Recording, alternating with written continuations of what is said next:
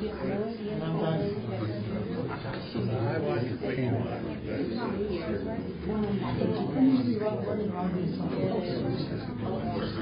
the winter's out.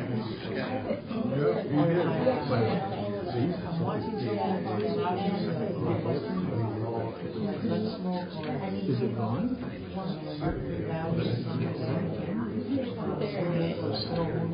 I like a good. There used to be a camera in the store. Oh,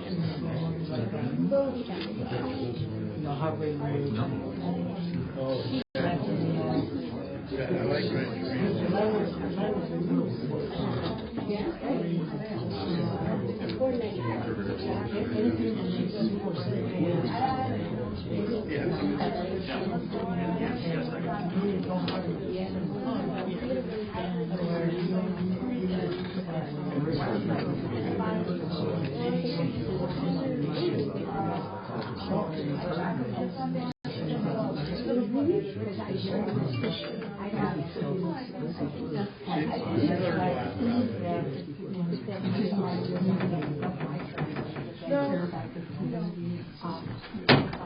Call this regular meeting to order. Call roll. Mayor Querom. Here. Councilmember Newman. Here. Gomez. Here. McCall. Here. McCransky. Here. We stand and join us in pledge allegiance. To the flag of the United States of America and to the republic for which it stands, one nation, under God, indivisible, with liberty and justice for all.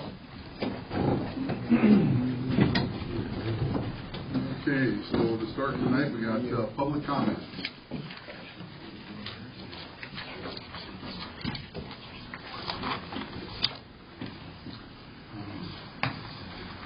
Yeah, we can do that. We can wait for public comment on the solar farm when we get down to number 6 on your agenda. Okay. And then we'll have public comment at that point. So, so is there public comment on any other issue other than the solar farm? Okay. So we'll go to approval of minutes, and Commissioner Newman. Thank you, Mayor. I move that we approve the minutes from our regular council meeting on January 3rd, 2023. Second. Motion's been second. Comments? Call roll. Councilmember Newman. Aye. Gomez. Aye. McCall. Aye. McCransky. Aye. Mayor Querom. Aye. We'll go to approval of invoices and city clerk announcement. For this period in the Department of Accounts and Finances, we have invoices totaling $85,505.04. In the Department of Streets and Public Improvements, we have invoices totaling $179,719.21. In the Department of Public Safety, we have invoices totaling $222,984.27. And in the Department of Public Property and Utilities, we have invoices totaling $711,302.32 for a grand total of $1,199,510.84. Mayor, all council members present have confirmed their reviews of all invoices and now are submitted for disposition. I move that we approve the invoices as presented. Second. Motion's been second. Comments? Call roll. Councilmember Newman. Aye. Gomez. Aye. McCall. Aye. McCransky. Aye. Mayor Querom. Aye. Now we'll go to regular business and City Clerk Nelson. Next on the agenda is Resolution R-23-004. This is a resolution, a conditional recommendation from the Plan Commission for locating a solar array in the Princeton Technology Park. Mayor, all council members have reviewed this resolution and it is submitted for disposition. I move that we approve Resolution R-23-004. That's right. Hold on.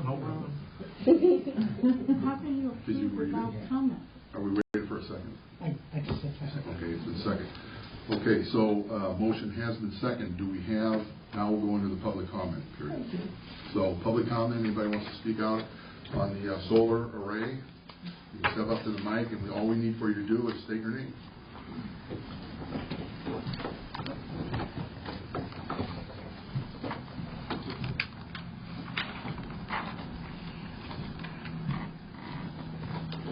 Good evening. I'm Pascal, and I'm the Executive Director of the Illinois Critical Access Hospital Network. And thank you, Mayor Quorum, Councilman, and City Manager, City Clerk and Attorney, thank you for the opportunity to greet you tonight.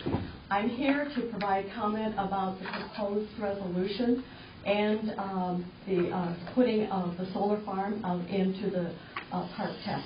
I represent the ICANN office, and I also represent 58 hospitals that own and operate the ICANN organization. In 2018, we selected the Princeton Tech Park as a place to put in a building because we felt it represented Illinois, it represented hospitals, it represented the rural community. And because of the position of where the land was, the resources made available, and the opportunity of the protected covenants, that we chose that, worked with the city, put in our building. We had a couple of renovations we had to do to meet the covenants. And we did so, and things were approved. We went ahead and built our building. We're very satisfied with that and have not had any problems until we understand that there will be a solar farm placed next to us. And I provided a comment to the Planning Commission, and I have additional comments. I contacted my attorney and asked him how would the solar solar farm be in contention with the covenants. And clearly there's violations. It would not meet the covenants because of the landscaping, it's not the original intent, the way the appearance of it, all the things that I, as a business owner, had to meet. And so I presented that information to the commission, and they gave careful consideration, tabled it, and brought it back and approved it with conditions. Since then, that was a week ago, since then I've not had any conversation with anybody as to whether the covenants, would be addressed by the commission, by the resolution, and nor have anybody had any conversation about the impact. Okay, with that, I have concerns about the solar park. I had to meet those covenants. I was not given any conversation as far as the impact on our organization. So I ask the council, as you review this and the information, that you give careful consideration to my appeal and our concerns. So, anybody have any questions for me? I don't dispute solar energy. I'm not here to debate the good or the bad of solar energy or green. Certainly the hospitals that I represent, one of which is St. Clair in Princeton. I represent hospitals from Metropolis to Galena, and they all know about Princeton. Many of them have energy efficient programs going, so it's not that we're out here against it. We have concerns about where the building will be placed. I've been in constant contact with my board of directors and members of the hospitals that own and operate that. I serve as their chief operating and executive officer. So I'm going to leave you, if you have not been provided this, the copy of the letter that my attorney prepared about the covenants and just some information about the organization. Many of you may not know, and it's not your business. You probably don't care, what our organization does, but it is important to the community, and we've tried to represent, and I'm very proud of the community. I would not have stayed and we would not have selected it had we not found the value of the community. So, if anybody, any questions or anything like that? I appreciated Mayor Quorum providing me some additional information in preparation for this. And any questions, any concerns? Comments? No?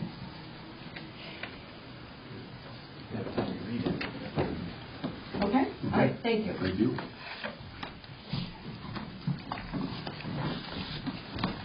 Hi, my name is Joshua Mabry. I represent Jacob Properties. We own the lot directly to the north of where the proposed solar farm would go.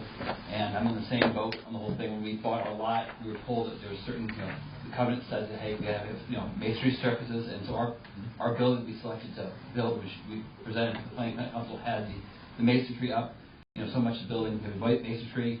There had to be so much landscaping on the building, or on the building. It had to be, no all solid surfaces. There could be gravel out there. And we met all these criteria, and we came back, several times before the Planning Commission to make sure that all had to be right. And then all of a sudden now this is like complete opposite direction, the whole thing. Again, we were just, we were just told secondhand too this was going on. We weren't told directly this was going on until we got a letter saying that this was what was being talked about. And so again, it's just one of those things where it's simply a completely different direction. I have nothing against solar. Solar's great. Wind's great. And we definitely need to do something like that. But again, the locations and just like we were told this is going to be a certain way, and now it's just a completely different direction. It's just we were told that we're going to have chain fence around the whole thing. So now you have chain fence. And it has so much landscaping. Again, the landscaping is minimal, the whole thing, and then just completely different direction. That's my concern. It's just complete different direction. So both of you have said about not knowing about the project, and I just want to say, we addressed this a year ago, and the council actually took action on it to go forward with this, and it was in the paper, and I don't know about social media, but so and the letter that you received, that's obvious. That's what we have to do. That's how we notify whether it's residential or business. It's how we get that out there. But this was discussed. This has been worked on now for a year. Was the location discussed, or just the fact that you want to? Location, the whole thing. Never and that's the thing. It's difficult for us because we have these meetings and people come and we're on camera and it's streaming live and it'll be on video tomorrow and everything, and we try to get information out, but we put the agenda, goes out, and so people know what's going to be happening. But we all voted yes in favor of this project going forward a year ago to put it in motion. And again, like I say, it's been worked on now for a year. It was 18 months ago. 18 months ago? 7/19/21, when you passed a resolution. Which means I can. I don't know if we passed the resolution. But I would never shared any information about it other than there was options for moving forward with solar parks, but there was not any conversation. Well, that's the conversation that's when the conversation, in earnest, took forward. The comment from the council that was sought from the council was to see if the council would be open to solar. It wasn't to kick off this project. It was to see if they would be open to solar. That's all. So how would I know that you were going to put a solar farm? Well, you got a letter in January that said so. Well, is that not correct? It was a response letter. Pardon me? It was a response letter. Well, it was still notifying her that this was going to be happening. By the way, my name is Sam Fisher. Like I said last time, I'm Jerry's neighbor. I went through what I would determine to be public information and spent a considerable amount of time, and I put together a timeline. And this project's been going on a lot more than a year. I would venture to guess it's been going on well over 2 years. 18 months. Well, you approved something 18 months ago, but that doesn't mean that the project did start before that. But there have been discussions. I think Jeff probably could give you a better idea of that. Yeah, I understand. I do, John. Yeah. Okay, thank you. My concern is that, one obvious is you've got protected covenants that applies to everybody that's been out there, but now the city has a project and the protected covenants don't apply. And so you got a gentleman that has purchased land here and he's concerned about it. And I think anybody that would be coming in there would be equally as concerned. So this project started, you passed a resolution 7/19/21, and then you got the ball rolling. On 9/29, you did the Illinois Department of Natural Resources, I'm assuming it's called EcoCAD assessment. On 10/12, which I was able, fortunately, to get a copy of, the minutes that Pete informed the Planning and Zoning Commission about the intent, if they have problems going to the tech park. I would like to go back. The resolution that you initially passed gave two options.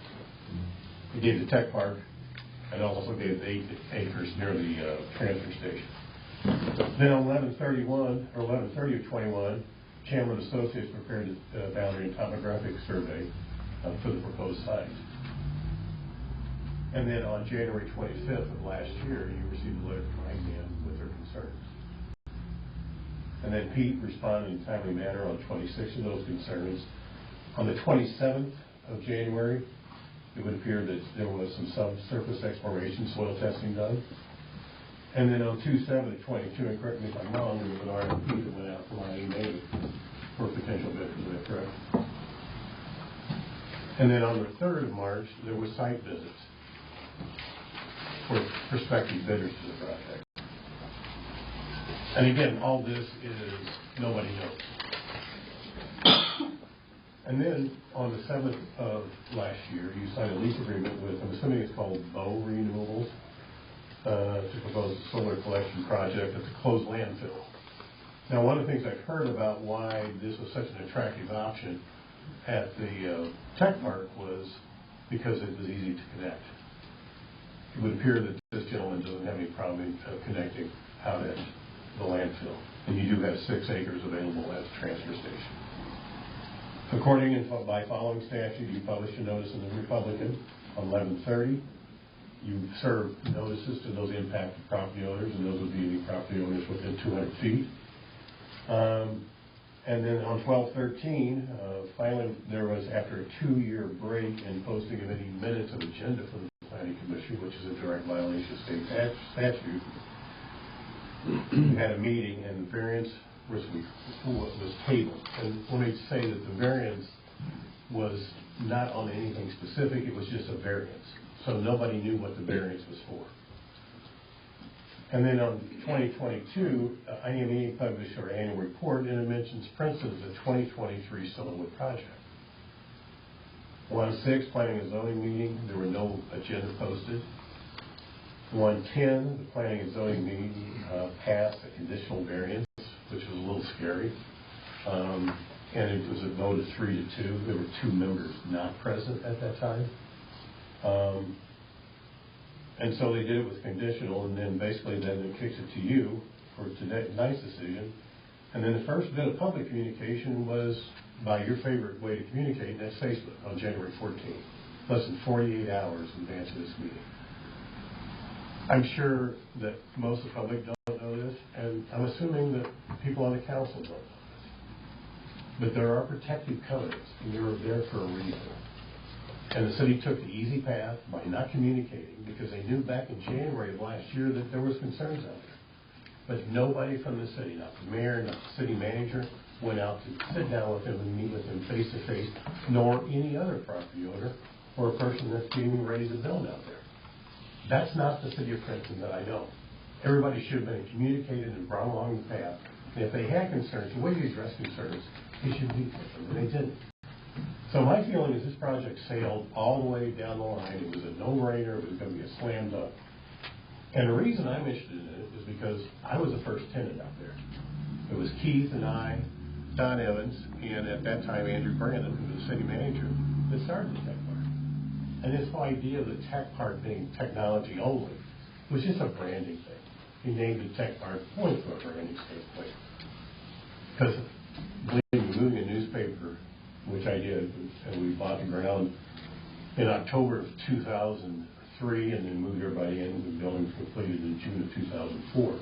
The newspaper's not a high-tech business, as you can well imagine. So my concern is that you established some protective covenants that were updated in February of 2017 that were signed by Joel, you, and Joel, and Peter, and Pete. And so there's a reason those protective covenants are in place. So if you're looking at potentially trying to sell any more property out there, chances are you're not going to with a solar project out there. Pat got up here and said something very important. Is she contributes, she made a decision to build here. And she has a broad impact across the state and even across the nation. And she probably is the number one ambassador that Princeton has for it. And I think we need to take her concerns as being real, because I'll end this my little bit by, if you'll give me the latitude, is say tonight you're not discussing a solar array at the tech park, but maybe you're discussing a solar array that's been requested by the Princeton Park District. They want to put it on the north end of Zurich Park. What kind of reaction do you think you'd get from that from the landowners? Joe, you're in it. You live out there. That would be in your backyard. Would you still have that same intensity for solar energy if it were in your backyard, as opposed to being out at the tech park? Yeah, So everybody that supports this, and I think everybody does support the solar, it's not the problem. The problem is the easy path that the city took to go to the tech park, to put existing properties in. So I would ask you to carefully consider what you're doing. Because the landscaping is not going to grow overnight. And somebody's going to have to take care of it. I'm assuming that's IMEA's responsibility. And so these are careful considerations you need to really take a look at. Because the tech park was never designed for a solar park. And there are many other locations you feel well, in particular the transfer station. So I would urge you not to vote for this tonight and to turn it down. Thanks for your time.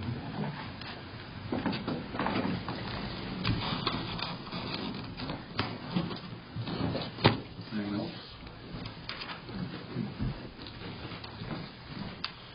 I wasn't going to say anything, but I have some thoughts. Dennis Toth, many of you know me. I worked at the warehouse in Ace for 14 years in management, and probably when I was warehouse manager out there, we tried to get a wind farm, and it was going to cost us like $1 million, just one, to help the electricity there. And we had that land between that warehouse and the interstate that we were begging to, so we didn't have to mow it every year. Put a wind farm there, and they would, like I read, that would supply enough energy for that warehouse, and it could expand and be a perfect spot. Have anybody approached them about that land? No. I mean, it'd be a perfect spot and a great advertisement, because everybody going by the interstate would definitely see it. We've talked about wind as well as solar. In one turbine, say Right, $6 million, is today, it's going to cost, with the infrastructure and everything else, I was told today it'd be upwards of $3 million. Okay, when we looked, it was $1 million then, and it wouldn't pay for itself. So just a thought. Thank you. Thanks.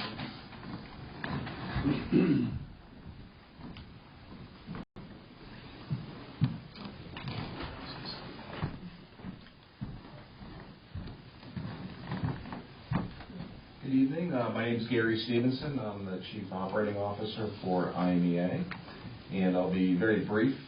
Just a couple of things I wanted to react to that I heard. First of all, I just want to reiterate that this is a local decision. We support you, whichever direction you go. The original intent, I think, here was for the solar park to be a showcase for the city. And we certainly understand, these are pieces of electrical infrastructure that need to be fenced. We think that the landscaping could help alleviate some of the issues around the fencing. But ultimately, again, we completely support what you want to do. But the one thing I wanted to react to is we've done 7 or 8 of these so far. 3 are in development. And this notion that it somehow degrades the value of adjacent land or somehow pushes away other development hasn't been borne out in the facts, at least the facts that we see. So I would take that notion with a grain of salt. We just haven't seen it in terms of actual facts on the ground. So. Thank you. Thank you.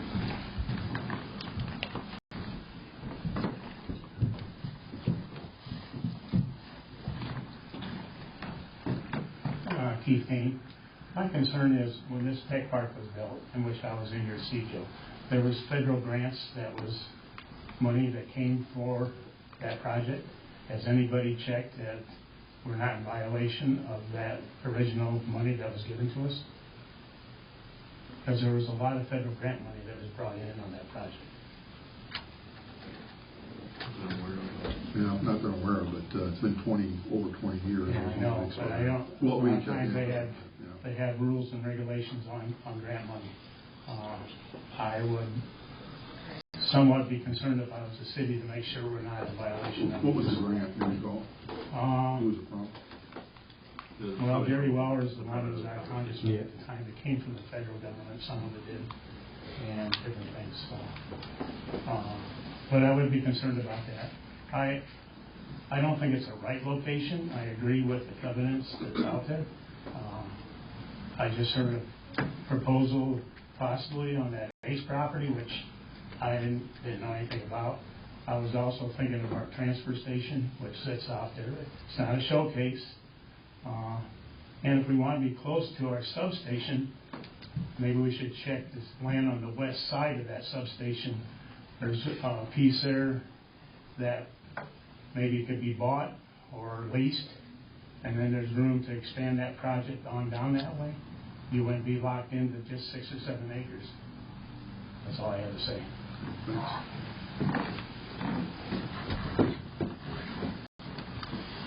Anyone else?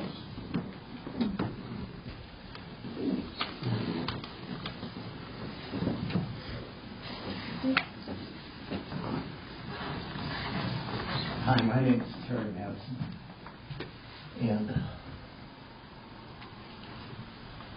thought we were having a reasonable conversation here until we got to the point from IEMA that we should take Pat Cow's concerns with a grain of salt because of their experience in other communities. This is our community, and this is a champion for our community that we're talking to, and we should be paying attention to her. We should give her deference. And I don't know what the circumstances are in those other 3 communities, whether they're in fact the farms in the middle of a division of a place where businesses are growing. I don't know if there was any objection to it at the beginning or not, but it just frustrates me just a little bit to have somebody from out of town with this project who will benefit from this project come in and tell us that we should take a community leader's opinion with a grain of salt. And the other thing, just very briefly, there's a small acreage involved in this, and this strikes me more as a likely demonstration plot than as a future solar farm. And in fact, Joel, in your comments on your Facebook page, you said that one of the benefits would be that the city employees would learn, how to manage these kinds of things. I think that's correct. And that, to me, signals that there's consideration for growth of solar energy, and that's a great thing. But it's not a great thing to have solar energy grow across the tech park and consume it. If you're going to start the project, you're going to lay the infrastructure for the project, lay it with building ahead in the future, or go big now.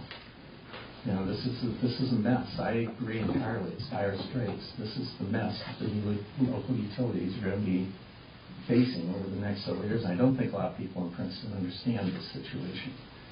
But you could take steps now to position yourself to move in the future. Or you can take this step, plant these few acres next to the ICANN building, and then in less than 10 years, 2030 is your 50% line? 35 is your 50% line. So by 2035, you're going to have to take some other step, either with wind or solar. We're not going to get a lot more water in here, I don't think. And you just can't ignore that future and fail to grow towards that. There's an electric commission, isn't there? No longer. No longer. Well, maybe it's time to revive that commission. Maybe it's time to put some minds to the table on this and decide, at a larger scale, how the city should address this issue. And I'm not asking for any appointments to anything. I'm just saying, maybe this particular issue and what's involved in it requires a lot more discussion than there's been on this issue so far, and requires some vision towards the future. Well, we could certainly, extend the conversation. The issue is, as Terry brought up, is that the state mandates that we've been hit with by 2035, 50% fewer emissions from coal-fired plants, or coal-fired plants, and by the year 2050, zero. So, you know, this is the way we're looking at this for us, from our perspective, it's a beginning, and it's a 1 megawatt solar field, which, in the grand scheme of things, is not a huge solar field by any means. But again, it is a step that would assist us, especially in the summer when we hit high demand peaks. Right now we're bringing our energy comes up from southern Illinois, Kentucky, where the plants are. They come over lines that are owned by Ameren. The cost of transmitting over Ameren's lines is very expensive. So this is a much more cost-effective way of looking at things. And there are, you mentioned the transfer station. I heard that, and I think there's some issues with the transfer station location as far as connection. Yeah, we'd have to make a significant upgrade. Yeah, to make it work out there. Yeah. I had somebody send me a message that we should look at the 20 acres out of Oakland Cemetery, but that's for the future burial of all of us. So I don't think we can really look at that area. But again, a lot of this has to do with the visibility of the solar array. And one of the things to look at, this project doesn't generate jobs, any full or part-time jobs, but for tech businesses or any business that looks at a community that is taking a leadership role in green energy, Princeton looks pretty attractive, if you have a solar array sitting out there. Actually, even if there's a great marketing idea of taking a photograph off Backbone Road over the solar array and get the Princeton water tower in the background, and then you see the wind farm right beyond it. It really, it's something that we can use in marketing. So it's not just, this is it's a beginning, it's a start, and we have to start, because if these mandates hold up and we are behind the 8 ball on it, we're going to be in trouble down the road. It's the IME, all its member communities, including Princeton. So it's and I'd also like to just for a moment on the covenants. So within the covenants, there is a clause. In order to meet special unforeseen situations, it may be desirable from time to time for the Design Review Committee to allow variances of certain requirements of the protective covenants and design standards. Issues not covered specifically by these guidelines will be resolved by the Design Review Committee on a case-by-case basis. So it allows us to deviate from some of these covenants, depending on what the circuit is. So this is a public utility, and it's a special circumstance. You look at what we're looking at in the future, and I think we all agree nobody's against solar. Nobody that's coming here tonight speaking about this project is against solar. It's about primarily the location. That's how I take it. Where we're placing it. But we really don't have any other areas that provide the visibility and doesn't provide us challenges on hookups. Anybody else have any comments? I'd like to comment on what Gary's comment about the other IMEA installations. So the speaker, I'm sorry.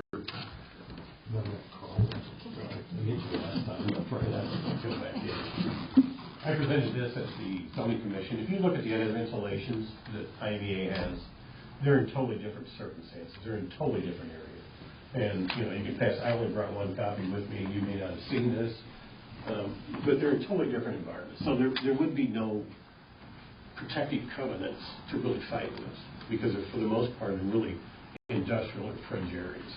And it would appear that the other projects are the same way. I'm sorry, it would appear that the other two projects, that the one in Oglesby and Marshall, are in similar type situations. So I would urge you not to do this.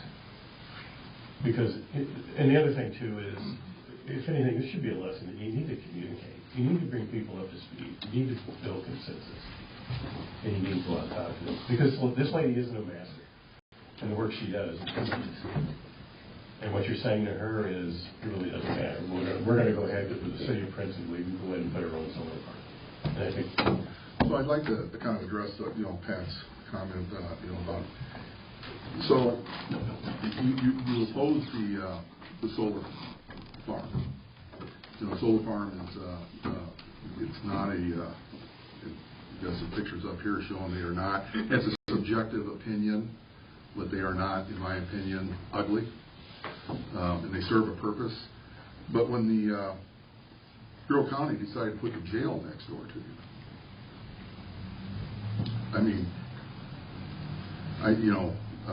because you spoke of safety issues with the glass and with the electricity next door, but they're putting a new jail next door to you. I mean, is there the possibility of a jailbreak and taking of hostages? Because you were talking about We've got a jail downtown Princeton. Yeah, So but I'm talking about your situation, because you're speaking specifically about your situation in your building. I mean, it's I don't know. You weigh a solar farm versus a jail next door to you. I don't know. Seems to me you'd be more concerned with something occurring there than you would.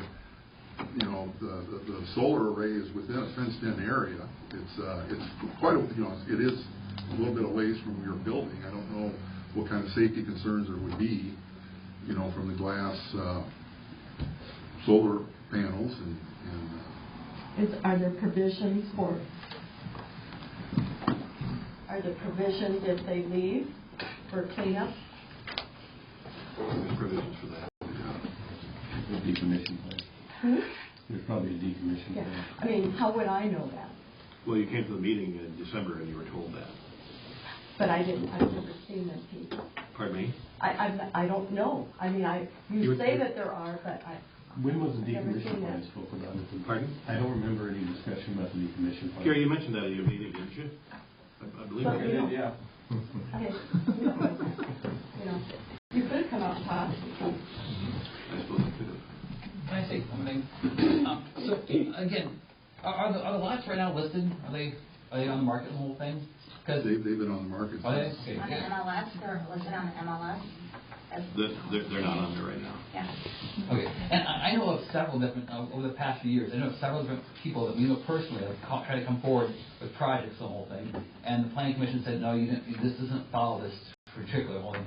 It's not going to work for you, and it's away from the whole thing. These have been projects we thought were really good. People spent a lot of money as far as designing projects, and brought them to the planning commission and said, no, this one thing doesn't work out. How many different things is this breaking as far as the rules? Is it like, how many, because I know the Bay Street is one, the landscapes two. I know is it all going to be solid surface? The whole thing is all going to be paved or black or concrete as far as parking area and the driveways all going to be solid surface? They're going to pave that. The whole thing? As far as all Well, the... it's just a little service road that goes into the lot. Okay. But they're going to pave that instead of So how many different things is it breaking the rules? As far as it's more than just a few items. It's like 4 or 5, isn't it? As far as on the it's changing. As far as it's not just like one item. It's several items changing. Here. And this was in the packet last time. Just one variant. It's two. No, they've agreed to the landscaping. And landscape covers enough of the area that they propose as far as the whole thing? 6%. It'll meet it. Okay. So what about filling the lots to 80% versus we could only be 40% of our acreage? Depends on the size of the lot. They can fill 80% You're of going to their have 7 lot. acres. You didn't have 7 acres.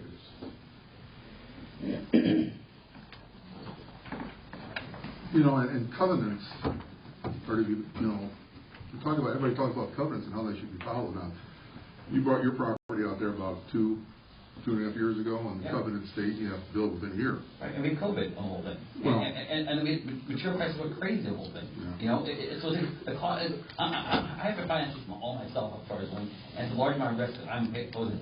We're all, the same thing that I can't say is all people coming forward and saying, and want to put money forward in this whole thing, saying this is our hard-earned money and the whole thing. And now all of a sudden it's clearly changing. It's just like it was said too here. How would you do this in your backyard? I'm saying.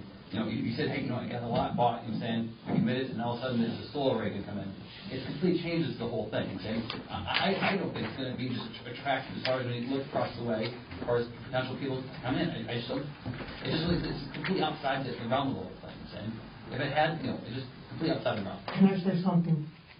Let's just continue on with the actual talk of this without bashing anybody else regardless. This is regarding the solar farm that's it's being spoke of, not about anybody else's comments, please? Thank you. Why? It's fact, and it's something that we need to be discussing because we're being told that the covenants aren't being followed. Well, I gotta agree. We're trying to be in a defensive mode here, not agreeing. And I just don't agree with that rhetoric. What's going on right now? I think this makes it look silly, look bad, and we need to end what we're doing now and speak at what Hector said. We're talking about. I mean, I'll say for one thing, with the ordinance here, I think it's the communication was poor. I'm embarrassed to be part of the city council that said the communication was like this. When I get a call from Pat Scow on Friday afternoon, Pat, and I get a call Pete to say, is this on the agenda because I have a resident tell me it's on the agenda. That's embarrassing. I've seen this happen before. We begged for things. We knew weeks ago we were going to go through this, and nothing was said. And so this comes up at 5:15. We get our email, like we do every Friday before a meeting. And it's just not something I agree with, the communication, I think, was very poor. I think we could have been more upfront with this, very upfront with it. The last meeting we had as a council that we agreed to this, no site was agreed upon at the time, I believe. We had this conversation today, Pete, right? There was open sites. So I didn't even know we had agreed on a site. I hadn't heard concerns from anybody because obviously we didn't have that information in front of us, and I'm sorry for that because we didn't. I was unaware of that. Listening to everybody's complaints, concerns, whatever, tonight, I'm not in disagreement with you at all. I think we have to go solar. One of the big questions I brought up is we have 7 acres going in, and we only have 7 acres that we can grow on here. Well, if we're going to have to continue to do this, whether it's going to cost us more of infrastructure or not, to go out to the other site or wherever site we go to. I asked Jeff this, but I don't want to put him on the spot because we don't really know a number of what it would cost us, but the short-term cost isn't our concern. It's the long-term benefits of this project that we're looking at. So I just feel bad. The communication was really bad. I know we want the visibility to be best, but we've got to do what's best for everyone in this matter. I just don't think we need to barter back and forth saying he said, she said, this and that, another project. I think that's just a bad look for us. So at this point, at this time, I'm going to vote no on this project. That's where it's at.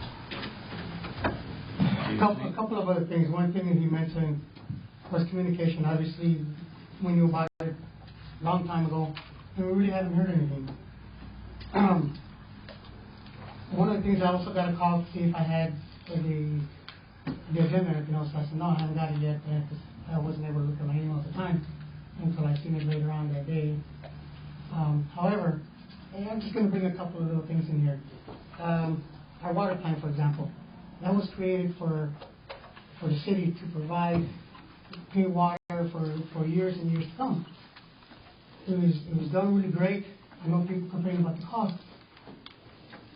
But how would you want to put something that doesn't look very well in a junkyard, for example? Because I also have the building that's right across the coffee cup. I remember I was in the council that we were talking about selling, or I actually got out in here. And one of the things was, it's like, well, do you want a junkyard? And we don't want a junkyard. And I said, kind of the same thing. Solar is going to be part of the future, wind and everything else, because that's kind of the way things are going. However, if you look ahead 30, 40, 50, 100 years from now, and to be able to expand, it's still going to cost you even more to be able to do so. You know, personally, I think that maybe we should have been able to get a lot more information. And regardless of what anybody says, we were selected here from our community. Myself, the mayor, Jerry, Mike, and Marty. We are doing things for the community, not for ourselves. And so we have to take things, whether we are being told that maybe we should do this, you shouldn't have a reason to attack anybody, period. It's like you should respect somebody else just like you respect every community member here, because they are the ones that are paying everybody's salaries that works in the city of Princeton. And again, would you put the junkyard next to the water plant? Most people won't. Would you put it in your backyard? Unless you are the owner of it, you wouldn't want it. Okay, so as of right now, I don't think we'll go with this project. I mean, I would suggest a different location. The cost, it's going to be inevitable, especially if you're going to expand it within the next 100 years.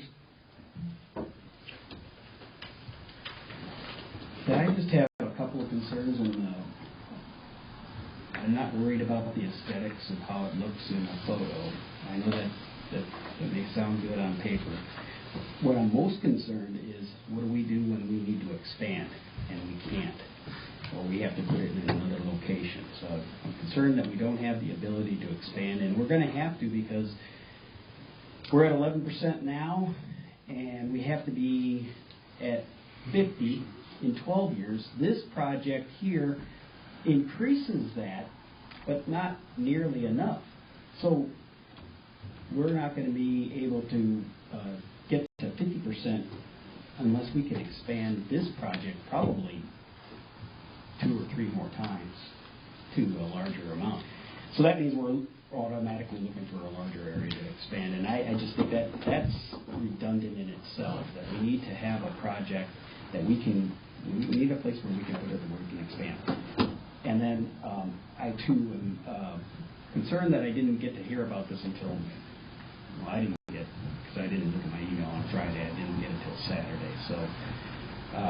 So I needed more time to digest a lot of this stuff. I am totally for solar, and I know we are going to need it. And so at this point, I too would say that I don't support this project.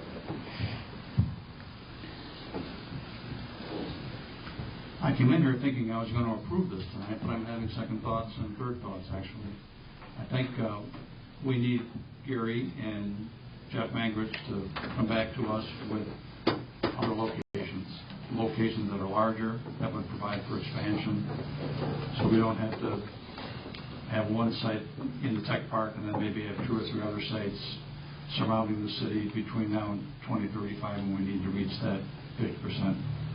I hope that, Gary, you're interested in participating as best you can with us on finding another location that is larger, but could accommodate your initial installation, but provide us with the opportunity to expand as we go forward.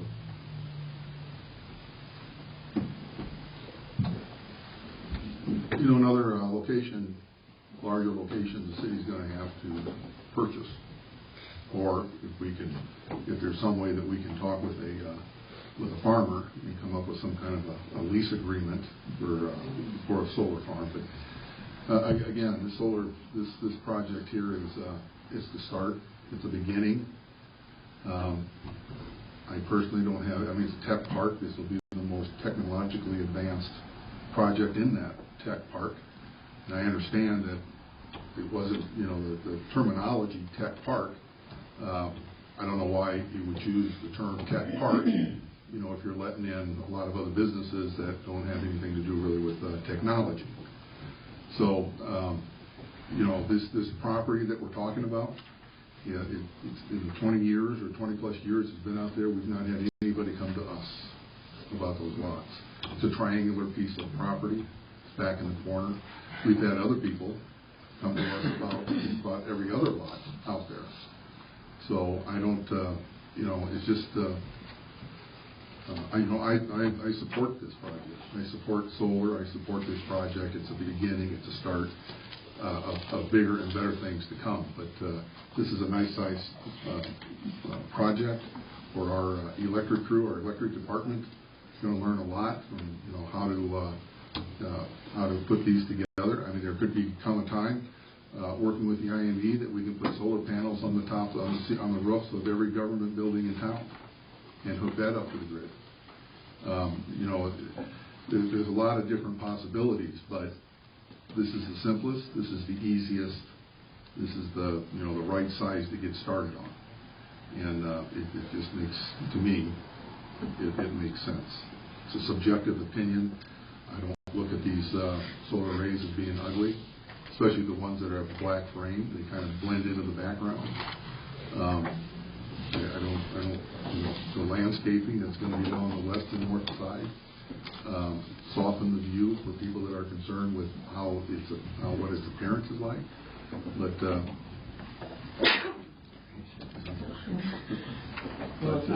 that we don't support solar. Well, I'm not saying nobody, nobody. Everybody does. Yeah, nobody, I'm not saying that. I'm not saying that nobody supports A it. lot of work has gone into this project, and you know, I don't have it. It's not personal that way, and I just mainly think that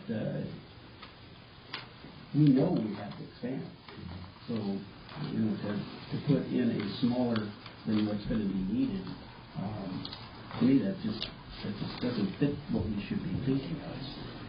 So that's just my concern. Well, it would add on to anything else that we build on. You do make 1 megawatt, maybe later we got enough property when we put a 5 megawatt in, then you got 6 megawatts. And you just build from there, because you can have these. They don't all have to, they can be all over. They don't have to be connected, I get it, So just to be, again, Gary Stevenson, just to be completely clear about the necessity of expansion. So we're your power supplier. We hope to be your power supplier for a very long time. We have this issue across Illinois. It's a state mandate. And right now, we spend a lot of our days looking for sites that are much, much, much bigger, because a megawatt here and a megawatt there is not going to do it, right? So the projects that are tucked into each community sort of fit one level. And it's definitely on the smaller size. But we're actively looking for projects that are multiple hundreds of acres in terms of size, and just a magnitude, an order of magnitude larger to serve your needs. So the concept that expansion within the city is critical, that's not quite true, because we're outside looking at, outside of the city of Princeton, looking for sites to serve all of our membership. So just, I guess, just put yourself at ease there in terms of needing to find land inside the city of Princeton. That's not critical. What is critical is that you continue to make the transition, and we're here to help you do that with sites all throughout the state of Illinois. So Gary, when you were doing this research and decided on the tech park, it was after you checked other sites that surround the city of Princeton? Well, I think the process was we went out to all of our communities and asked who's interested in doing a project like this. Again, it's supposed to be a showcase. It's supposed to demonstrate that you're a forward-thinking, forward-looking community. And Princeton was one of the respondents. And the two sites that were sort of teed up were the tech park and the transfer station. The issue with the transfer station was it needed upgrades, electrical upgrades. So it appeared like the tech park was ideal because it didn't need the upgrades, and it was a lot that was empty. So how much are we going to need to get to 50%? A lot. It's an enormous challenge for the state of Illinois. Enormous. And we probably don't have time to talk about all that, but that will be that's sort of the central challenge for the energy industry. And it's going to be especially difficult here in Illinois because the mandates are so strict, and the timing is so sort of, So if I had a choice between farmland and putting in solar, I'd really rather have farmland. Yeah, that's what land are we going to use? At some point, it boils down to money, right? And so, we put a lot of value on electricity, and so. And we need energy. But I understand that. That's one of the key questions. And there's no guarantee these mandates will stay in effect. I mean, you may get a new administration in Springfield, and you might see the mandates go away, but you can't count on that, especially I think in Illinois.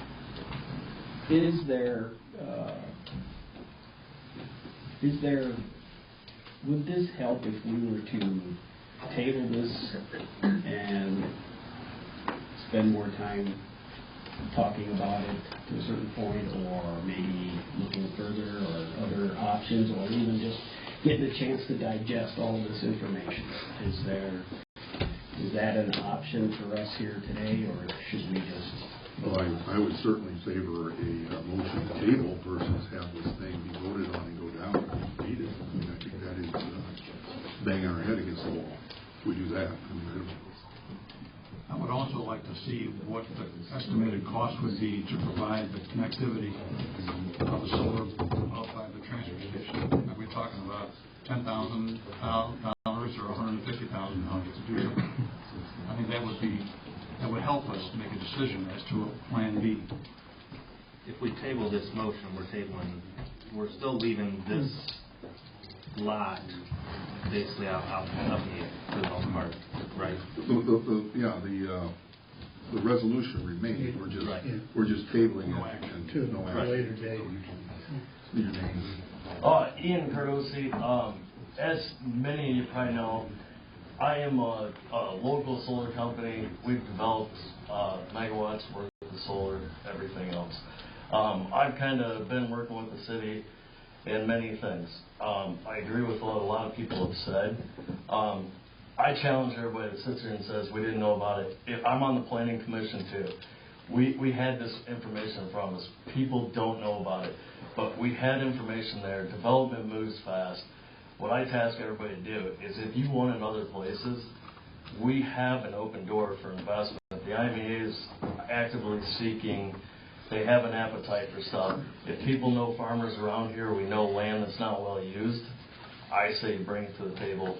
Let some of the city officials know something. I've worked with Jeff today. We've talked about some other lands and stuff like that. But I think the communication wasn't the greatest, but when people say, oh, I haven't heard about it, I was on the planning commission. We talked about this over a year ago. Nobody said anything. Nobody really did anything. I brought up a bunch of concerns about solar at that time.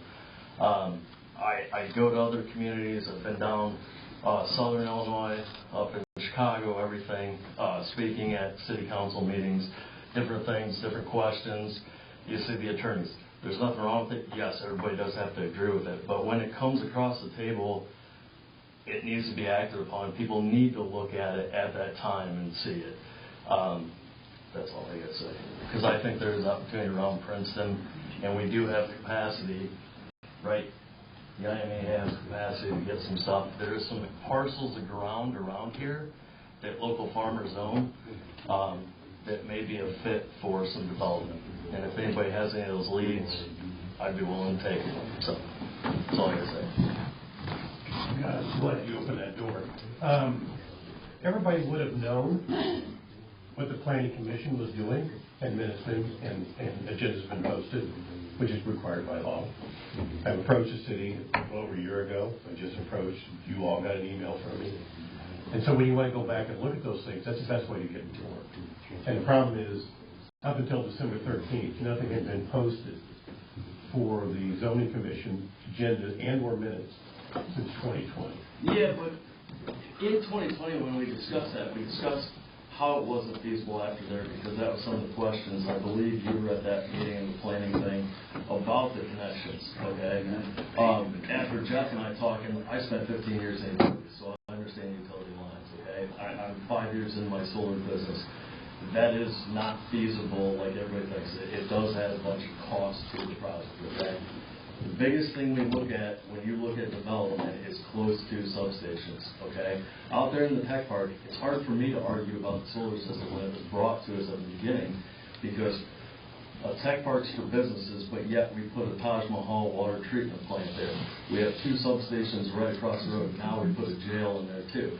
So to say covenants are there for businesses, we put a water treatment facility in the back of that with lagoons and stuff, okay? So to me, you're adding another utility there that is high-tech and stuff. It's hard to argue that sheer fact that we do have other utilities right there in the tech park, okay? Josh is right. We beat the living daylights out of him when he came to it, but we beat the living daylights out. We were not impressed with the communication on the solar from the developer. They just showed us these prints, and they wanted an open thing. But we all discussed it on the Friday meeting to not allow that. Pavement up into that road, just like Josh asked. They had gravel. They didn't have the proper fences. They didn't have the landscaping. She brought concerns to the last meeting. We tabled it. I agree with all that, but yeah, we also have other utilities there. But when the community was told about it a year before, that should have raised people's interest in communication before now. My question is, how would they have known that? Well, it was public that, hey, there's potential for a solar farm to come. That generates questions. I mean, in my mind, it generates questions. I hear about that. Well, I was, How did it get made public? That's what at the meeting. For when we were. How does everybody knows what goes on in the meeting? Like, if you don't post the agenda, and They posted. Yeah, but they posted it. Well, I only found one mention. Sam's correct. We're guilty of not posting it up on at a time. A year ago? 2 years. Well, 2 years. 2 years. When we had it at our meeting. And the point is, I think if the city wants to do this, it's the city's responsibility to go out to the stakeholders. Pat's a stakeholder. Yeah. He's a stakeholder. And they should have went and had that conversation, but nobody did. And that's where everything broke down. And every community member that pays taxes is a stakeholder within this. Absolutely, you're correct. But these are the most impacted. Yeah. But that year ago, it made it through the city council too. I guess that's where I'm confused too, because it went through us, and then it goes to the city council, and they pass it too. I'm just there's a lot of public meetings being held at that point in time that you're going, okay. I mean, that's the way I look at it. I'm not arguing your fact. No, I It's communicated properly, but what I'm saying the unfortunate thing is it sailed through your commission 3-2. No, I'm talking the year before that. The year before that, it went through us. We said, hey, that's fine, the tech park, that's a valuable option, okay? And we knew that you have to come back for variances, whatever. And then it went to the city council at that time, and it all passed there too, at that time, a year ago. But nobody went to the stakeholders that were immediately impacted. Nobody came to the meetings either. Well, and the city's responsibility to communicate. And that's. I agree, but I mean, public involvement, and that's where we get battered sometimes on certain issues that it's like, wait, where was everybody when this has been started to be talked about? You know what I mean? It's always last. I do. We have a civics problem. As soon as I was notified, I contacted. Right, this last time. I found it weird that nobody was like I guess I misunderstood what our previous meeting was before. Okay, thanks. So on the variance, or what they're requesting here, just asking for one, right? 2. Which 2? There would be a fence, and originally it's fence, and right now you don't have any landscaping plan in place. It's yet to be seen. They agreed to landscaping. Well, yeah, agreed in concept, but we don't know what it's going to look like. And furthermore, we don't know. But they have agreed to the landscaping. The resolution's conditional. It's not final until landscaping plans are presented and approved by the council. I mean, there's going to be landscaping. There's no question. She said on Facebook, Joe, that landscaping wouldn't be the end all on this because of the dire situation. Well, my personal opinion, Terry, is that landscaping, if landscaping is not the primary issue, the project is. And landscaping this project should not fail because of landscaping issues. There's going to be landscaping. I mean, I'm just trying to highlight that the project is what we're talking about here. That's what's important. And the other variant is the fence, and they have to have a fence. By law. Yeah. Protect the But it's not a chain link fence that's aluminum or anything. It's a black vinyl mesh. Yeah. Fence. I just got one more comment. Thank you.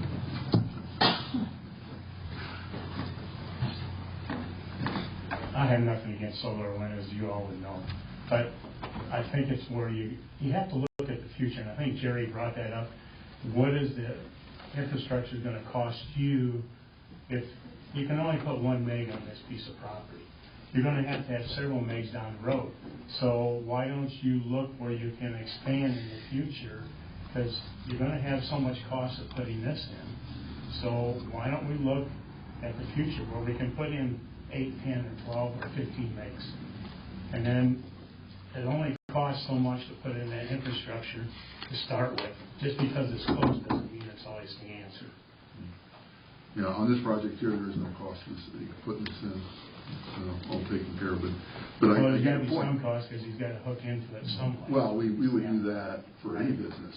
But- For free, I mean, that's- But you're landlocked, you can only go so far. So you're gonna have this over here, then you're still gonna have to build another facility and infrastructure over here to get this part of it into it. I can't see having a bunch of little tracks spread around, because each time you do that, you have to start building your infrastructure to get hooked back into your main grid. Right. When I say that it's a start, I agree with I'm the talking. start, Well, but I'm talking. I'm just saying that. I'm not talking about. When I say it's a start, in that the state, the IMEA, they have to come up with all these solar arrays throughout, and wind power, windmills and everything, to generate all this power. This is just one small, tiny piece of that. It's a start for us, but it adds to the IMEA, with what they're providing. But you're still gonna have the impact costs down the road to expand out to that 20 or 100 acres. Yeah, if we do that, I just don't. No. We don't, like he said, we don't have to do that, because again, this is one small slice to their portfolio that we are all a part of. The IMEA and all the communities that are part of the IMEA. Well, he's talked about the Taj Mahal water plant, and I was involved in it. But the water plant. I didn't say that. I know. Somebody in the back. But it was made for the future of the community. So if we had industry come in, if we drove, and of course we had the pandemic. We've had a lot of things happen in the last 15, 18 years. We had a lot of things happen since you've been in office that has slowed the whole country down, not just Bureau County, just not Princeton. Thank God we've got a distribution center coming this way. We're very lucky we got that. But on the other hand, I feel like we need to look out. If we're going to get into this, we need to look out to the future where we can expand without having to build this one here and that one there. That's all I have to say. Any other comments? Once? Twice? Three times? Okay. So, comments, further discussion on the council? As Marty brought up earlier about the possibility of tabling this, we table this, the resolution remains. It doesn't mean that that's what we come back with necessarily, without, with further discussion. But it'd be wise to table the motion so there can be further discussion instead of just voting against it and ending it. That'd be the wrong thing to do, in my opinion. Well, that's whether we table it or not. You can always write a new resolution, right? If we came under the site, that's what I'm saying. It doesn't kill the project, the solar project, is what I'm saying. It'd have to come back in different form. Right, which is not that big of a deal. And if it's a different location and it's a different size and everything else, so it's going to be different anyway. But you have a motion on the floor. Right. You do, Yeah, so we have to vote on it. But that or table. Or table. You can still, You can still table it. still table it. Before voting on this? Before voting on it? Yes. Good. You can make a motion to table at any time, and it's not debatable. So we'll make a motion to table, and then we would all vote on tabling yes or no, and Yes. then everything just kind of stands still. And then if it didn't get tabled, then you'd go on to voting on the question itself. Okay. If there were such motion. And somebody has to make the motion, and it has to be seconded. I move that we table this project for the time being and take a good hard look at other sites, infrastructure costs to expand to a larger facility, and see how successful we may be, and give it a second look. Amending the table, I would also recommend that the tech part would be excluded from any future resolution. Well, that would come in the discussion. Can we do that, John? Pardon? Can we do that? Amend the second? Well, I amend the second of the... Well, I think we just want to table the amend resolution. You don't want to... the actual request for a table. No, table is, motion takes precedent, and it's not debatable. Nothing will happen in this sector if this is tabled. We reconvene with either more of the same with the same plan, or we come up with a whole different plan, and then we can vote accordingly. That's fair. Motion's been second. Comments? Mark. All right, call roll. Councilmember Newman? Yes. Gomez? Nay. McCall? Nay. McCransky? Yes. What? Yes. Yes. Mayor Querom? Yes. Okay, so the motion is tabled, but we will, table, so we will revisit this at some point going forward. Fair. All right, so city manager report. Well, I'll make it very quick. In your packets, you have 3 financial reports. One's the monthly financial report for November 2022. The second is your fire pension report for October of 2022, and the police pension report for November of 2022. A couple things on the financial report. Remembering this is for end of the month November time frame. We did make a final payment to the Series 2014B GO bond, which was actually a refunded 2006 GO bond, which was redone in 2014 for different capital projects in a total of $2.2 million. So we've made our final payment on that, which is huge. I'm glad to see some of these falling off. It's Janet's back there. I see her smiling. She's happy to see some of these getting paid off. So we also, in the report on page 8 and 9, I always like to highlight the sales tax and the hotel motel tax. Waterbach, when they gave me the report, they were ecstatic to see that, again, year over year, we're seeing this increase. Sales tax is kind of up and down if you look at your chart there, but in the total, it's definitely up. You'll see those months that it's significantly up from the previous years. So everything's coming out just about where I'm looking at doing the amendments right now for the budget, and we're right on what I was predicting. So some areas we're a little higher, and I can't quite figure out why we're higher, but it's always a good thing to see. Any questions on the report? Again, you're looking at about your 6th to 7th month into the budget. You can see on the bottom of page 1, your revenues expenditures are at about a 63-62%, so right where we need to be. Any questions? I would say that I always like to bring this up when this comes out. So I look at our long-term debt. When I first came in, our long-term debt was a little over $40 million. So as of today, our long-term debt's down to $20,300,000. And obviously that's just done because we didn't take out any new long-term debt and we made our payments. So, but we've done a lot of things in this town without having to take long-term debt. The Thompson Street Sewer Extension Project and our street repaving project is all being done without taking on the street program without taking on any debt. So we're moving forward. We're doing well. We're getting our debt down. We're getting down to where we should be in a town the size of Princeton, and so that's all good. Well, as we retire that, we now have revenue available to us. And a couple of those projects that Joel just touched on, keep in mind too, we did get some funds from the ARPA funds, and I'm proud to say we really applied those to much needed projects that we may have had to take some debt out for, and we didn't have to do it. So that's a huge plus for us. Yeah, good man. All right, is that it? Yes. Any comments, council? All right, so I don't have anything under mayor report, so old business tonight? Anybody with old business? Any new business? Another go at public comment. Just want to say thanks for listening. No, absolutely. That's what we're here for. I would also say thank you for consideration, and I think it's wise to take a good look at this, and we can certainly be part of the discussion.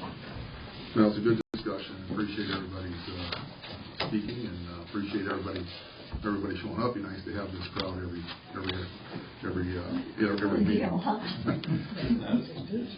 Okay, so no public comment, so entertain a motion to adjourn and reconvene. I move that we adjourn our regular meeting this evening, convene now into executive session under Illinois law. We're not doing that. Thank you. I amend that by saying that we're adjourning our regular meeting. We will reconvene again for our regular council meeting on Monday, February 6th, 2023, 7 o'clock at City Hall. Motion is second. Call roll. Councilmember Newman. Aye. Gomez. Aye. McCall. Matrensky. Mayor Querom. Aye. This meeting is adjourned, and we'll see you all back here in 3 weeks. Yeah.